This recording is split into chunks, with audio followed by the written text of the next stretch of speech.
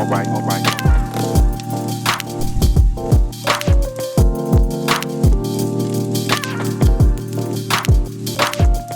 everyone, and welcome to Conscious Conversation. We are having Mr. Charles Wookey this morning to have a conversation with us about purpose-led businesses.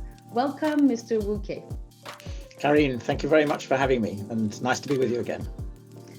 Thank you so much for joining us this morning. We will talk about blueprint business and the purpose of your business, and also about what you are bringing to society. So first of all, Mr. Wookey, could you tell us about your path, professional and academic path, that brought you to creating a blueprint for business? Yeah, no, I'm very happy to do that, Karine. So my career has not really followed any kind of normal trajectory. I studied as a student physics and philosophy, and then I did a postgraduate in theology. So I kind of had almost a medieval education at Oxford. And then I went to the City of London and became an accountant with KPMG, or Peatmar because it was then called. I then worked in Parliament at the House of Commons as a clerk to one of the select committees and in the Public Bill Office. And then I worked for an economics think tank, the Institute for Fiscal Studies, on tax reform, and learned some economics. And then I worked for a Catholic cardinal for a number of years as his public affairs assistant, and did a number of jobs then in the faith sector and the and the voluntary sector, and then ended up being involved in helping to establish Blueprint as a charity after the financial crisis, and became acting CEO when we set it up as a charity, being asked to raise some money and to get some companies interested. And then when we had done all of those things, there was a full-time job available, and I applied for it, and they kindly appointed me to it. So I've been running the charity since 2017.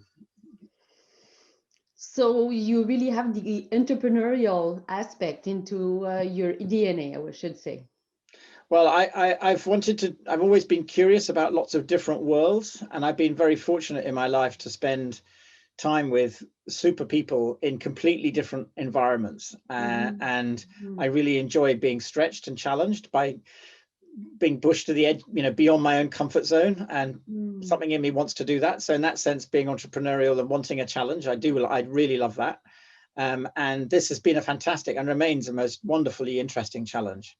And the weird thing is that what I've done before is kind of all of it is relevant and helpful, but I never planned it in ahead of time. No, but it all come together, right? It's converging to help you out, to help other businesses and also society in overall, globally also. Which lead me actually to the question of all the articles that you've been writing for the past years in collaboration with academics and also businesses. All those knowledge that you've been accumulating and also experimenting are bringing you to write very profound and also high quality articles. Today, we're going to talk about the last article that you wrote and you published onto your website, which will bring the link into our hub for the Conscious Hub. So you are talking about purpose-led business.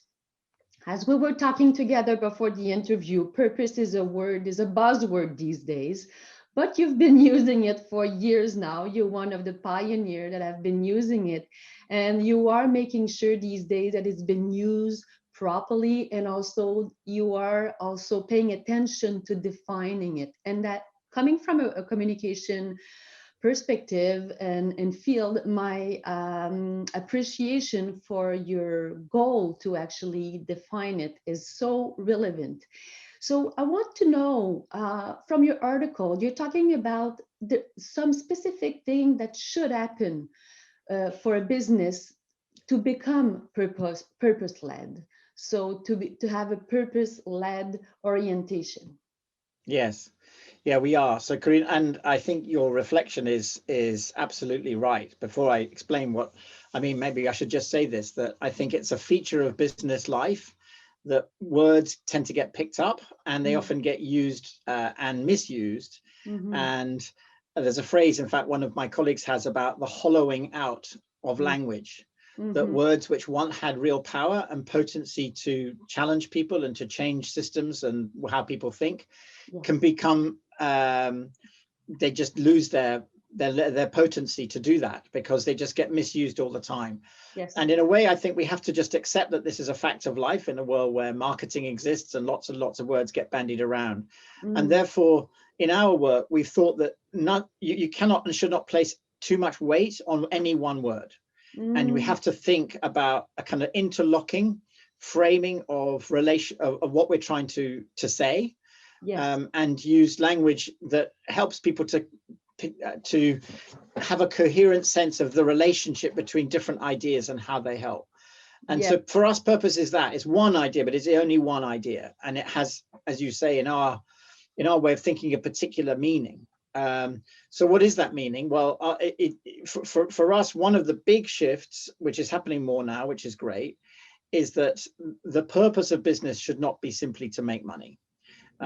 This is the Milton Friedman idea. The purpose of business is to maximize profits or shareholder value within the law. This is a perfectly legal idea, but it is only an idea, and it isn't the only idea around. And we believe, and many others are now agreeing with this, that it's important that businesses should have a purpose. That's to say, a reason for being. Why do we exist? A reason in terms for of being. The better world that arises from your success. So it's the answer to the question, why are we here?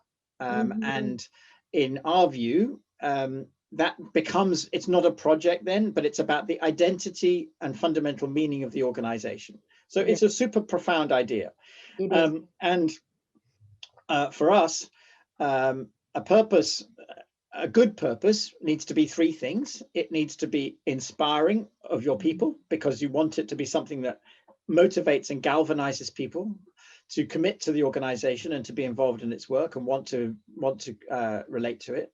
Secondly, it needs to be authentic to what the business is. So a purpose which just says we're here to save the world, well, okay, fine. But this doesn't actually tell you anything about the organization itself. No. And is too general. And the third and hardest thing in a way is that it has to be practical. So you can use the purpose to take decisions. So in our view, the purpose thing is important. So that's what we mean by purpose. And then you need to live in the business, that needs to inform and shape the strategy so that there's a clear narrative which links the purpose, why we're here, to therefore this is what we do. This is our business model. This is our strategy. These are the products and services that we create for our customers. And then beyond that, the measures, the financial and non-financial outcomes that arise from your success, and that they tie back to the purpose. So there's a super clear story to your communications point, which says we're really clear why we're here, what we do, and what the outcomes from what we do. Now, that is only half the picture in our view. Yes. And many organizations are doing that, which is great, but you can still do all of those things and still be an exploitative organization, yes, and be a terrible place to work and not care about people. So in our view, the second half of the challenge to the dominant view of business is not just purpose. And this is why we shouldn't just rely on that one word. It's also about people, and it's how organizations think about people. Yes. So, and what do I mean by that? I mean that and there's a lovely phrase, which one of the academics that we work with, in fact, it comes from various traditions, but it's the idea is that each person is a someone, not a something. Yes, and that a business is a human system and a series of relationships between people. And if the business sees itself in those terms, then really the quality of relationships and the way the business has an impact on people's lives is also a fundamental part of what it does. So yes, businesses produce people. People are formed or deformed by their experience of a business at work or in their relationships to it. And a purpose-led business, in our view, thinks about that as well, as much. So you have a purpose which guides the strategy, and you have a way of thinking about people which guides the culture and also enables you to think about the business as a human system wanting to have a positive impact on the lives of everybody it touches. So we see and that's the distinction for us between having a purpose and being purpose-led. I mean, none of these phrases is ideal, but for us, what that signifies is this idea that purpose and people together, this mindset around purpose and people leads you to think about the business as a human system. And the power from a business point of view is that when you do this well, it aligns becoming a better business because people will commit, they will become more involved, they will work harder, they will enjoy their work, they will be fulfilled through their work. They'll be motivated, yes. You get a better society because the business is oriented to a purpose which benefits society. So its core activities are orientated to solving the problems of people and planet and thinking hard about the quality of relationships.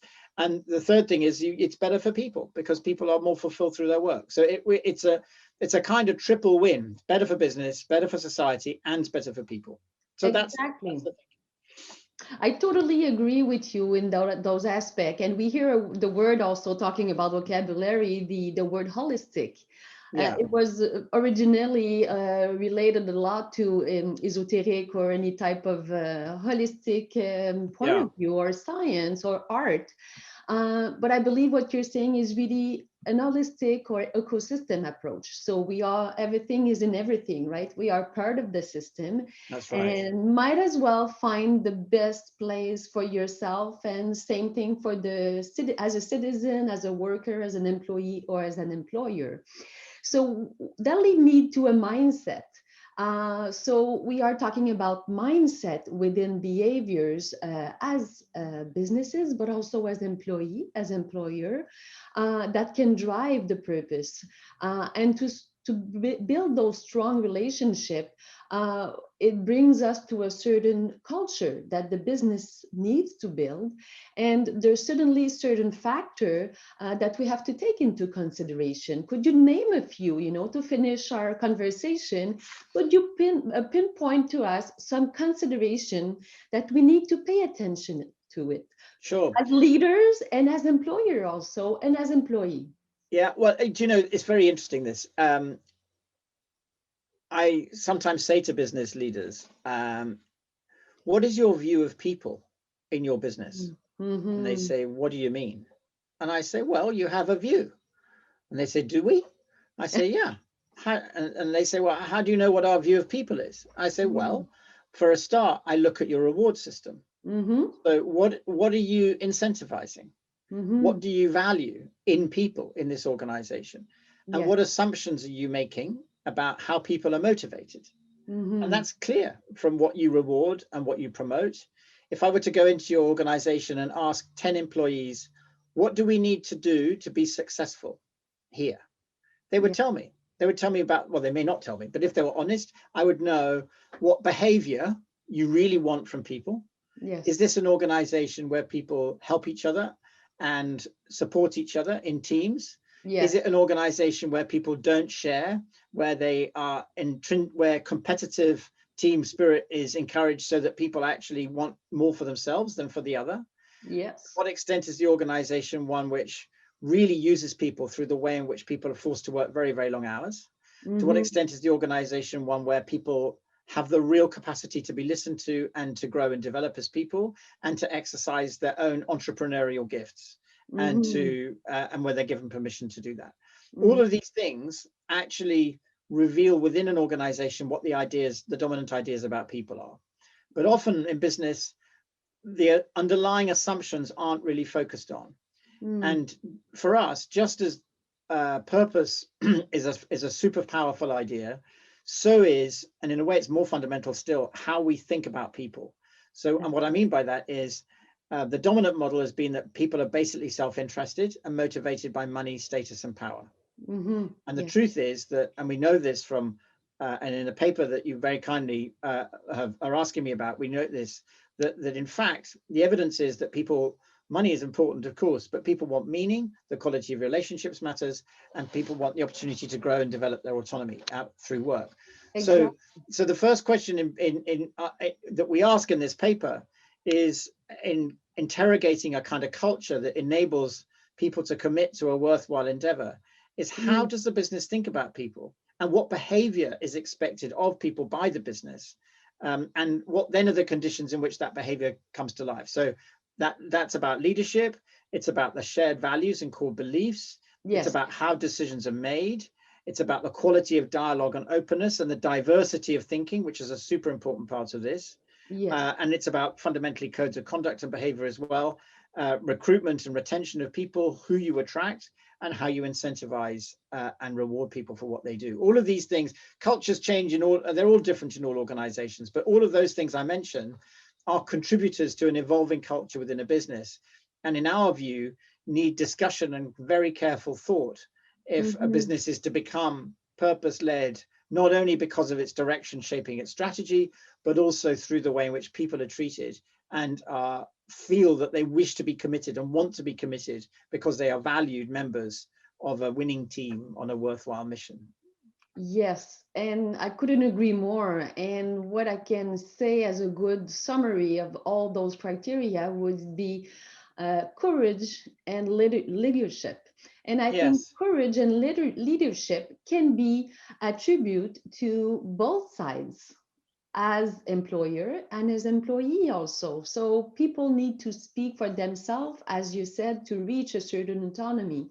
And they need to realize also, I believe, that they can influence one another. It's not Yes. someone that, there's not only one part that is actually depending on the other ones. So I think it's a teamwork. It takes a lot of courage to stand up and mention those idea in an open mind environment. Another very popular word is transparent, overused, but to put into action, that's another thing that needs a lot of courage. I agree. I think you're absolutely right. And what is so interesting is that in a number of organizations now, I mean, you look at Google, you look at Amazon, you have employees speaking up in organizations, and it's often organizations increasingly realize they cannot take for granted that employees will just be passive recipients of whatever the company wants. Exactly. And That's my point. employees are realizing they have much more agency than they thought they had. Exactly. I think this is, I mean, it is difficult, particularly in the States, I think, where you just have contracts at will. I mean, in Europe, in the UK, there's much more employee protection. But I think employee power, in terms of speaking truth to management about what conditions are like. Yes. I mean, just last week, you had these Goldman Sachs analysts in New York talking about their working lives. This is important because Yes, people they're not prepared to stand for it now. And I think that's really tremendous. it And we is. need to have a dialogue within businesses where leaders don't just feel that they can assume that people will work incredibly hard and be exploited, really. Yes. And they shouldn't do it. And so I think the quality of dialogue between employees and managers is a very important part of this. But you're right, it takes courage, and it's a very important thing to recognize. And But it's not easy to do. It's not easy to do easy to because do. As we discussed together previously, with the coming generation, businesses won't have any choices because no. we won't have to convince the new generation. They already are.